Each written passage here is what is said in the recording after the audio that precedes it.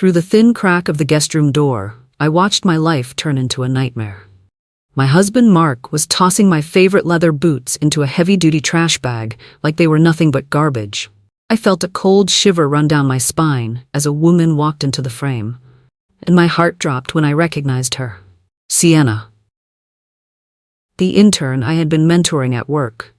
She was holding my grandmother's vintage silk robe draped over her arm, stroking the delicate fabric with greedy fingers. "This is gorgeous," she said. "I can't wait to wear it."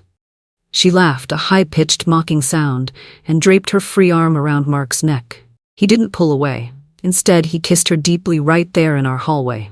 "Don't worry, babe," he whispered, his voice dripping with a cruelty I didn't recognize.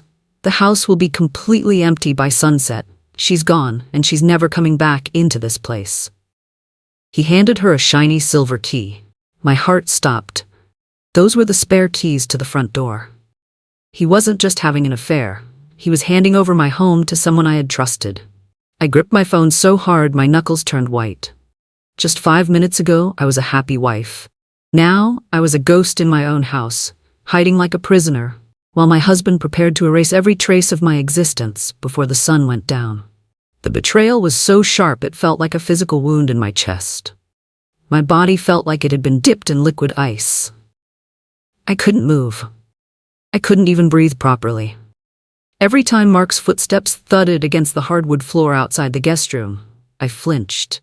The sound of packing tape being ripped from a dispenser echoed through the house, sounding like a scream. I crouched low on the floor, tucked behind an old armchair, praying the shadows would swallow me whole. My eyes were fixed on that tiny sliver of light from the door crack. I watched as 2 large men in blue uniforms, professional movers, started hauling my mahogany dresser toward the stairs. "Careful with that," the woman told them, stroking the wood. "It's going to look perfect in our new bedroom." Our bedroom. She was talking about my furniture, bought with my hard-earned money, as if it belonged to her. The anger started to burn through the fear. It was a slow, hot simmer that began in my stomach and moved to my throat. I wanted to scream, to run out there and slap the grin off her face, but I knew I couldn't. Not yet. I was outnumbered and trapped. If I came out now, I would lose everything. I had to stay frozen, just like the title of this horror story, waiting for the right moment to strike back. I suppose I should tell you who I am before I explain how I ended up hiding in a dark corner. My name is Tess. For the last 10 years, I've worked 60 hours a week as a lead architect. I designed skyscrapers, bridges, and beautiful homes for other people, all while trying to build the perfect one for myself. I thought I was a partner in a loving marriage. I thought the long nights at the office were for us. Mark always told me how proud he was. He called me his brilliant builder. But as I sat on the dusty carpet, I realized I hadn't been building a home. I had been building a golden cage for myself and a luxury lifestyle for a monster. Every paycheck I earned went into a joint account that he managed. Every investment we made was signed by him. I had trusted him with my finances, my heart, and my future because he made me feel like I wasn't smart enough to handle the boring business stuff.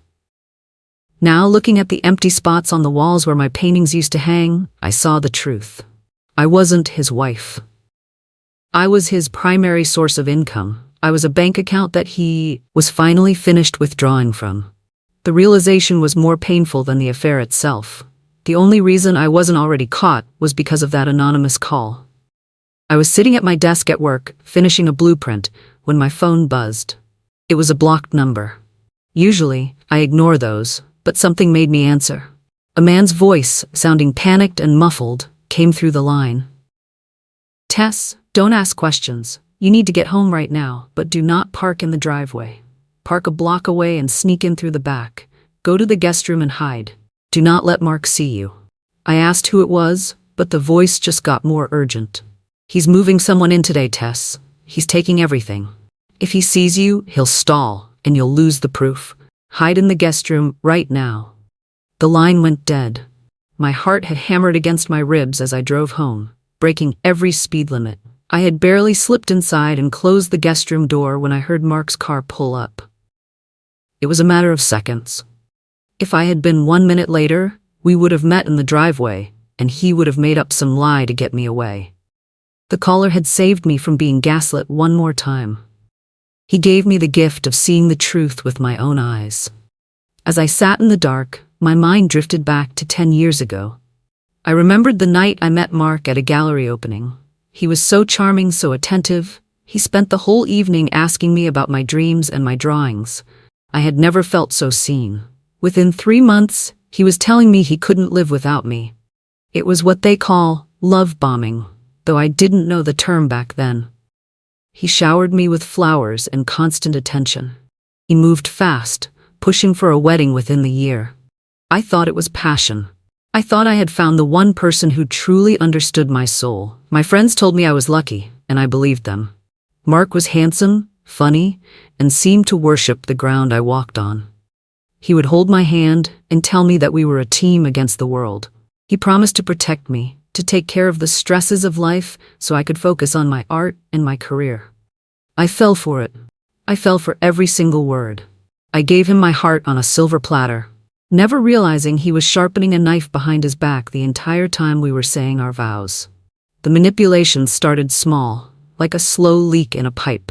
A year into our marriage, Mark suggested I sell my condo. "It's just sitting there, Tess," he had said while rubbing my shoulders. "We can use the money to buy our dream house together. It'll be our sanctuary." I hesitated because that condo was the first thing I had ever bought on my own. But he made me feel guilty for holding on to my single life. When we bought this house, the one I was currently hiding in, he handled all the paperwork. At the closing, he told me there was a tax issue, and it would be better if only his name was on the deed for the first year. "I'll add you later, honey, I promise. It's just to save us thousands of dollars." I trusted him. I signed the checks, and he signed the deed. The later never came. Every time I brought it up, he would get offended. "Don't you trust your husband?" he would ask, his eyes filling with fake tears. He made me feel like a greedy person for wanting my name on my own home. So, I let it go. I kept paying the mortgage from our joint account, thinking I was building equity, while he was secretly building a legal wall to shut me out. Then came the isolation. Mark didn't like my sister, Bianca. He told me she was toxic and jealous of our happiness. He would point out tiny things she said and twist them until they sounded like insults.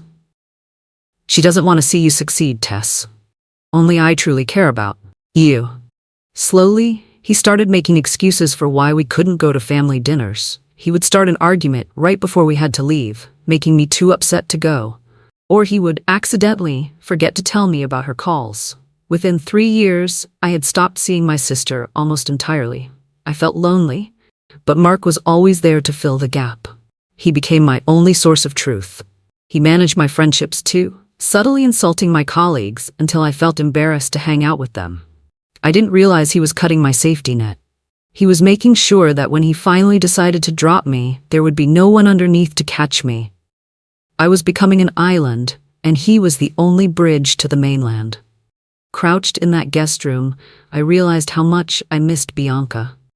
I realized that she wasn't the toxic one. It was the man standing 10 feet away from me. I watched through the crack as Sienna walked past the door again. She was holding my jewelry box, the small wooden one that held heirloom jewelry and my mother's pearls. She opened it and pulled out a diamond necklace. "Is this real?" she asked Mark, her eyes sparkling with greed. Mark laughed and pulled her close. "Everything she has is top quality, babe. I made sure of that. It's all yours now. Think of it as a signing bonus for being such a good girl." Sienna giggled and kissed him, then set the jewelry box down on the nearby kitchen counter before wrapping both arms around him. The girl I had spent months mentoring, sharing my lunch with, teaching how to use the 3D rendering software. I had even advocated for her to get a raise. I had treated her like a younger sister. The sting of her betrayal was a different kind of pain. It was a cold, sharp needle in the heart. She wasn't just some random woman, she was someone I had helped. They were mocking me together, using the things I had earned to build a life on top of my ruins. It was a level of cruelty I couldn't comprehend. As I sat there, my hand brushed against a leather briefcase tucked under the guest room bed. I recognized it immediately. It was Mark's work case. The guest room had become his staging area this morning. I could see now that he'd been using it to organize documents and prepare for the day's orchestrated chaos, probably thinking I'd never set foot in here. I slowly pulled it toward me, making sure not to make a sound. My heart hammered as I opened it. Inside were stacks of legal documents. My eyes scanned the pages in the dim light. It was a power of attorney form. My signature was at the bottom, but I had never seen this document in my life. It was a forgery, and a good one. Beside it was a sales agreement for the house. Mark was selling our home to a private developer for a massive cash sum. The closing was set for this afternoon. My stomach did a somersault. He wasn't just moving her in, he was liquidating everything. He planned to take the cash and disappear with Sienna, leaving me with nothing but the clothes on my back and a mountain of debt he had probably hidden in my name. The sunset deadline he mentioned wasn't just about moving furniture, it was about the finality of the sale. If I didn't stop this, I would legally lose my house by 5:30 p.m. The forged documents were the smoking gun I needed. He had left them here, thinking I was safely at work until 6 p.m. I knew I had to act, but I couldn't just run out. I needed a different kind of proof. I pulled out my phone and started recording a video, pointing the camera through the gap in the door. The video was set to automatically back up to my cloud storage. I captured Mark and Sienna as they packed. After about 20 minutes, the movers finished loading the truck and left. Once they were gone, I heard Mark and Sienna's voices drop to whispers in the kitchen. I crept closer to the door crack, my phone still recording. "Are you sure the brakes will fail?" Sienna asked, her voice barely audible. Mark nodded, his face turning cold. "I loosened the lines this morning. She'll be driving home on the highway at 6. By the time the police check the car, it'll be a heap of scrap metal. No one will ever know." My blood turned to ice. They weren't just stealing my money, they were planning to kill me. The anonymous call hadn't just saved my house, it had saved my life. If I hadn't come home early, I would have been in that car later today, driving home from work. I recorded everything, their faces, their voices, the forged papers from the briefcase. The video was uploading in the background to the cloud where Mark couldn't delete it. I had the evidence. I had the betrayal. And most importantly, I had their murder plot caught on camera. Suddenly, I heard a heavy tread in the hallway. A third mover walked by, but he stopped right in front of the guest room door. My heart leaped into my throat. He was a tall man with familiar broad shoulders. He looked around to make sure Mark and Sienna were in the kitchen. Then he leaned closer to the door crack. Our eyes met for a split second. It was Julian, Mark's younger brother. He wasn't a mover. He had dressed in a uniform to get inside. He was the one who had called me. He didn't say a word, but he gave a tiny, almost invisible nod. He placed a finger to his lips, telling me to stay quiet. I realized then that Julian was the only person in that family with a soul. He had always been the black sheep because he didn't agree with Mark's business tactics. But I never imagined he would go this far to protect me. He was risking everything to help me, standing right in the middle of his brother's crime scene. He moved a heavy box in front of the door, partially blocking it, making it look like the room was already cleared, so Mark wouldn't think to look inside. Julian moved away as Mark came back into the hall. "Hey, Jules, hurry up with those boxes," Mark barked. "We need to get to the notary's office by 4:30. Julian mumbled something about a heavy crate and slipped a small USB drive under the guest room door. It slid across the floor, landing inches from where I was hiding. Mark grumbled about his brother being slow and walked away toward the kitchen to grab another bag of my clothes. I reached out a trembling hand and pulled the drive into the room. I had my laptop in my work bag that I'd brought with me when I rushed home. With shaking hands, I plugged in the drive. It contained screenshots and PDFs.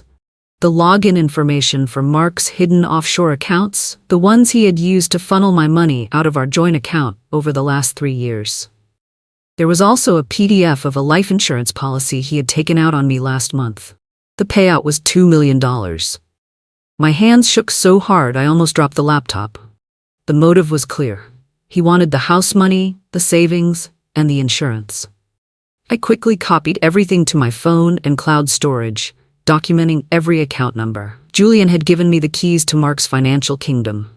Okay, that's the last of the big stuff, I heard Mark say from the front door. Sienna, let's go.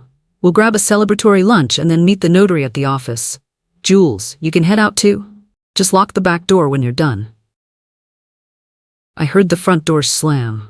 Through the window, I watched as the moving truck pulled away, followed by Mark's car. A few seconds later, silence fell over the house, a heavy, haunting silence. The door to the guest room creaked open. Julian stood there, looking at me with deep pity in his eyes.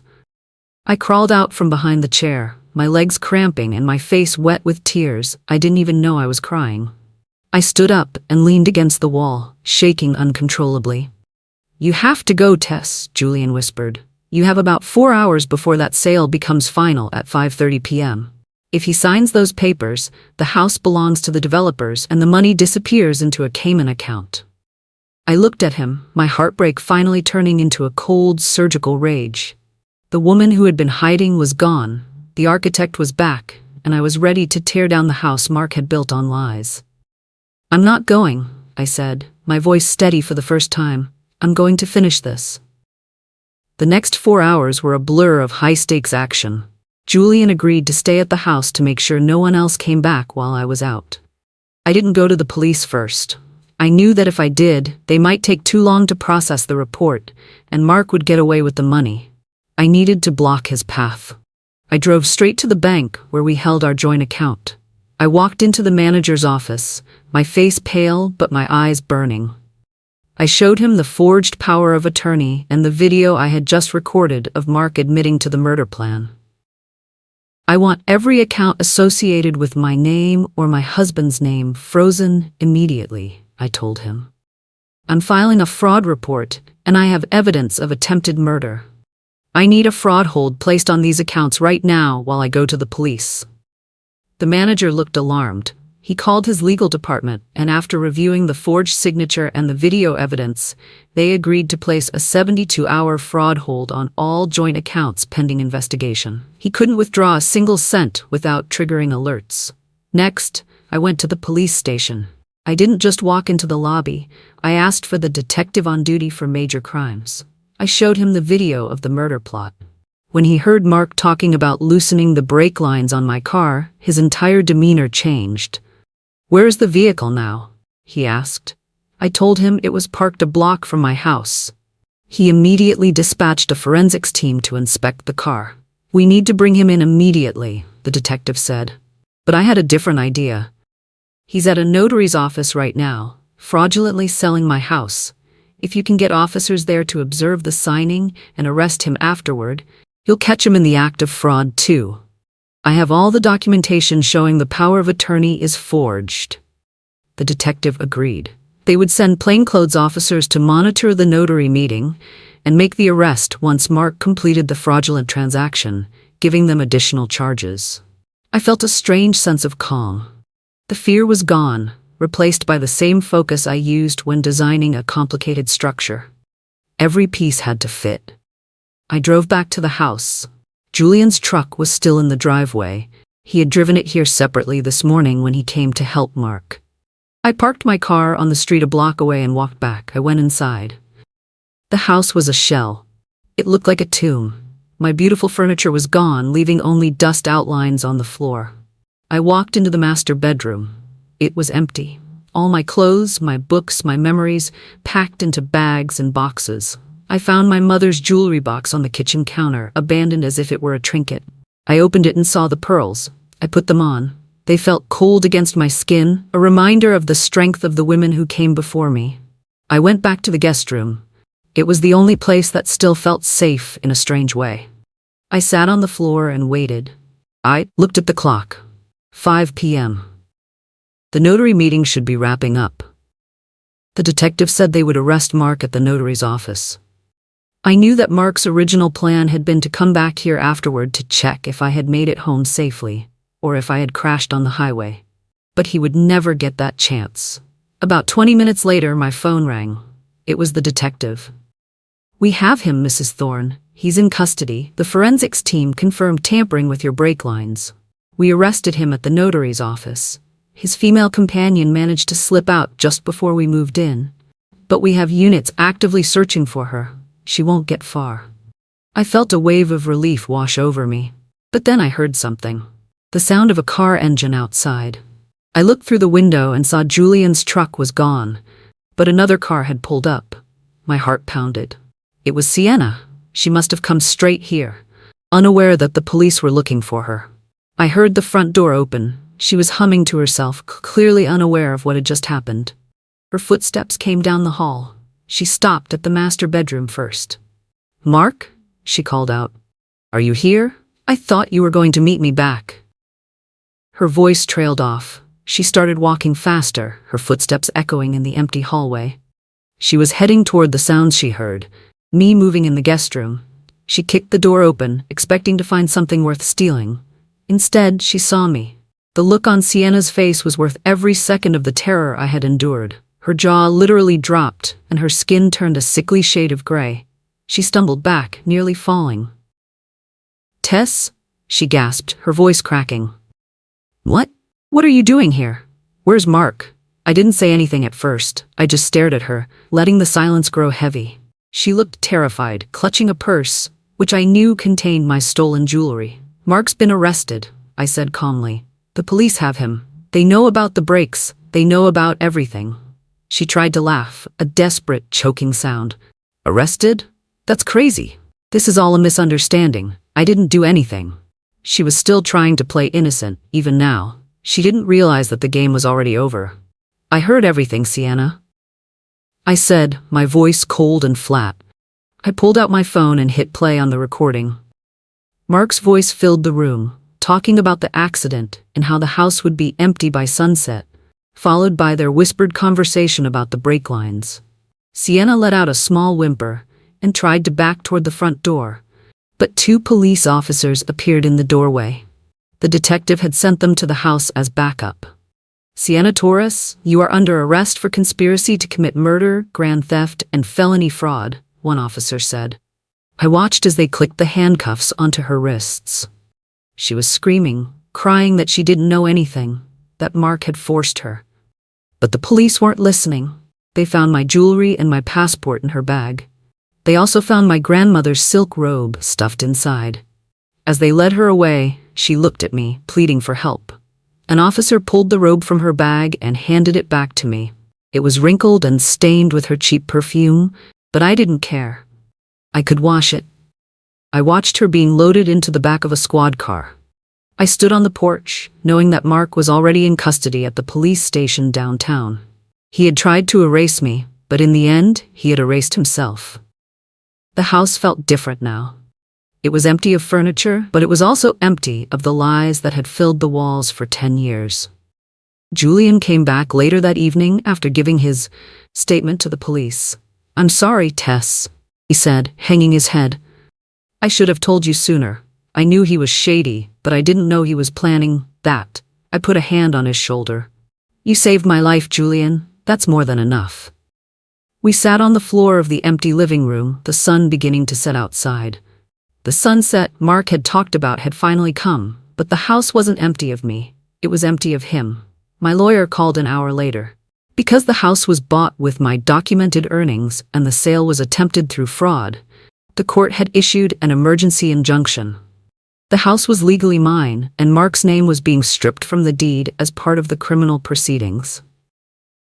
The power of attorney forgery was so obvious once the experts looked at it that Mark's legal standing vanished instantly. I was no longer a guest in my own home. I was the sole owner. The next few months were a whirlwind of court dates and legal battles. Mark tried to fight from jail, but the evidence was overwhelming. The video of him admitting to the murder plot was the final nail in his coffin. He was sentenced to 20 years for attempted murder, and another 10 for the financial crimes. Sienna took a plea deal and testified against him, but she still ended up with a 5-year sentence for her role in the theft. I didn't feel happy, exactly. I felt settled. I felt like a structure that had been built on a bad foundation had finally been demolished so I could start over. I spent my weekends at the house, but I didn't buy new furniture right away. I liked the space. I liked the way my voice echoed in the rooms. It reminded me that I was still there. I was still standing. I reached out to my sister, Bianca. We spent hours on the phone, crying and laughing as we rebuilt our relationship. Mark had tried to make me an island, but the bridge was back, and it was stronger than ever. The biggest emotional payoff came on the day the final divorce decree was signed. I didn't just get my house back. I got everything. Because of the fraud and attempted murder, the court awarded me all marital assets. Mark was barred from receiving a single cent. All the money he had hidden in offshore accounts was seized and returned to me. I was suddenly wealthier than I had ever been. But that wasn't the victory. The victory was seeing Mark's face in the courtroom when the judge told him he was being ordered to pay my legal fees from his prison wages. He had nothing. No mistress, no money, no brother, and no home. He had become the ghost he tried to make me. I walked out of that courtroom with my head held high, wearing a new suit I had bought for myself. I didn't look back. I didn't need to. The man I had loved was dead, and the man who replaced him was a stranger behind bars. I was Tess, the architect, and I was finally starting the most important project of my life, myself. I decided to renovate the house. I tore down the walls that Mark had liked and opened up the space to let in the light. I turned the guest room, the place where I had hidden in terror, into my new office. I painted the walls a soft, warm white and filled it with my blueprints and drawings. Every time I walked into that room, I didn't feel fear. I felt power. I felt like the woman who had survived the impossible. I hired Julian to help me with the construction. He was a good man and we became close friends, a different kind of family. One afternoon, as we were installing a new window, he looked at me and smiled. "You look different, Tess. You look like you're actually breathing." I realized he was right. For 10 years, I had been holding my breath, waiting for Mark's approval, waiting for the other shoe to drop. Now I breathed deeply. The air was clear, the house was beautiful, and for the first time in my life, I wasn't building for anyone else. I was building for me. I received a letter from prison a year later. It was from Mark. I didn't even open it. I walked over to the fireplace I had newly installed and tossed the envelope into the flames. I watched the paper curl and turn to ash, disappearing just like he had tried to make me disappear. I looked around my home. It was full of life again. There were flowers on the table, photos of Bianca and her kids on the mantel, and my grandmother's silk robe was hanging neatly in my closet. I walked out onto the porch and looked at the sunset. It was a beautiful, fiery orange. I remembered Mark's words, "The house will be empty by sunset." He was wrong. The house was full. It was full of light, full of peace, and full of a woman who had learned that the only person you really need to build a future with is yourself. I am Tess. I am an architect, and I am finally, truly home. The anonymous call hadn't just saved me, it had set me free. I smiled as the sun dipped below the horizon, knowing that tomorrow would be even brighter. Thank you so much for staying with me until the very end. Please take a moment to like and subscribe to hear more stories like this one. There is another one waiting on your screen right now.